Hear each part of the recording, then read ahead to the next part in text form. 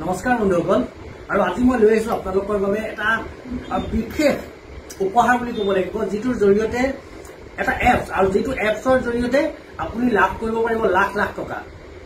আপোনালোকে বাৰু ঘৰৰ পৰা পকেট মানি বিচাৰে নেকি? কিন্তু এতিয়াৰ পৰা আৰু পকেট মানি বিচাৰিবলৈ দৰকাৰ নাই।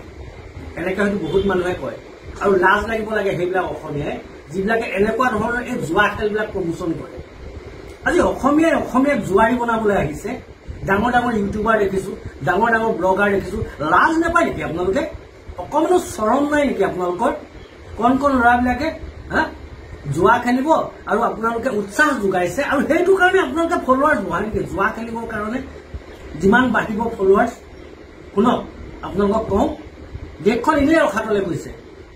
দেশখন এনেই ৰখাতলৈ গৈছে। মানুহ আজি এসাঁজ খাবৰ কাৰণে হাহাকাৰ লাগিছে। মূল্য বৃদ্ধিয়ে মানুহক জুৰুলা কৰিছে আৰু তাৰ মাজত আপোনালোকে ব্লগাৰ, আপোনালোকে ইউটিউবাৰ আৰু সেই ইউটিউবাৰ হৈ ব্লগাৰ হয়। আপোনালোকৰ কাম কি? যাতে আপোনালোকৰ ইউটিউবটোৰ জৰিয়তে, আপোনালোকৰ ব্লগটোৰ জৰিয়তে সমাজখনলৈ এটা মেছেজ যায়, ভাল মেছেজ। মেছেজ মানে কি গম পাইছে নাই? নাই পোৱা নি?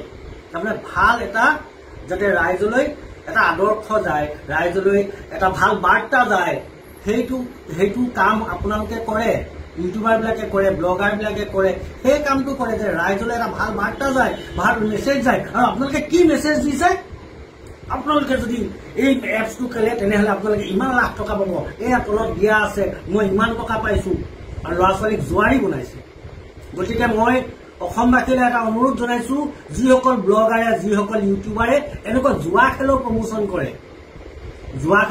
কৰে, তেনেকুৱা ইউটিউবাৰক ব্লক কৰক, আনফল' কৰক। নহলে এই ইউটিউবাৰ, এই ব্লগাৰে অসমখন ধ্বংস কৰিব জুৱা খেলি। মোবাইলতে জুৱা, ৰাতি ল'ৰা নহয় অকল জুৱা খেলি থাকে। যাৰ ঘৰৰ মানুহে পাইছে সি গম পাইছে যে জুৱা খেলি এটা ল'ৰাই কিমান টকা শেষ কৰিছে। কণ কণ ল'ৰাই মাক বাপেকৰ একাউণ্টৰ পৰা পইচা উলিয়াই, অনলাইন পইচা উলিয়াই জুৱা খেলি শেষ কৰিছে। তেনেকুৱা বহু উদাহৰণ থানাত গৈ পাব আপোনালোকে। গতিকে আপোনালোকক কৈছো, এই ইউটিউবাৰ ব্লগাৰ কেইটাক যিকেইটাই প্ৰমোচন কৰে জুৱা খেলত, আপোনালোকে নকৰিব। সমাজখন ধ্বংস নকৰিব। যদি ইউটিউব কৰিব মন গৈছে, ব্লগ কৰিবলৈ মন গৈছে, সমাজলৈ এটা ভাল বাৰ্তা প্ৰেৰণ কৰক। ধন্যবাদ।